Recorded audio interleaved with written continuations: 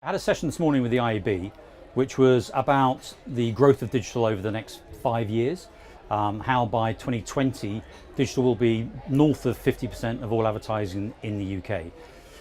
And what I took from it was actually that's a breeze, because in truth all media now, and that's something I'm taking out of Adweek, all media is digital.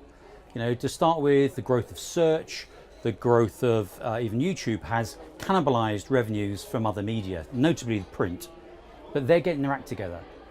So for me, one of the outtakes from Adweek I want to see is that we ditch the whole digital label, because everyone's in it.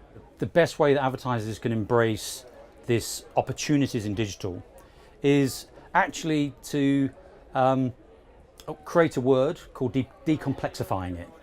And I create that word because actually there's so much complexity. They've got to effectively decomplexify. They've got to simplify what they do and who they do it with. They can't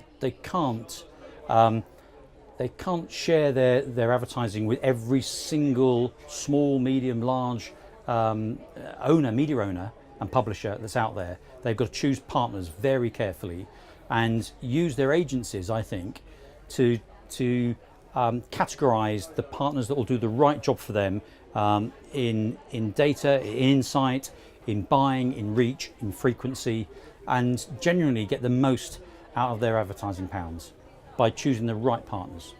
Best thing that I think that Adweek does is actually puts advertising on the map. What we know from a Google point of view and from a digital point of view is that advertising has increased GDP. Advertising adds value to the British economy, and by getting together, even though it's led by the impresario Matt Schechner, who's an American, Adweek Europe has really stimulated and brought the industry together to show quite the values that we have and the value that we add to every advertiser, but also to the British economy.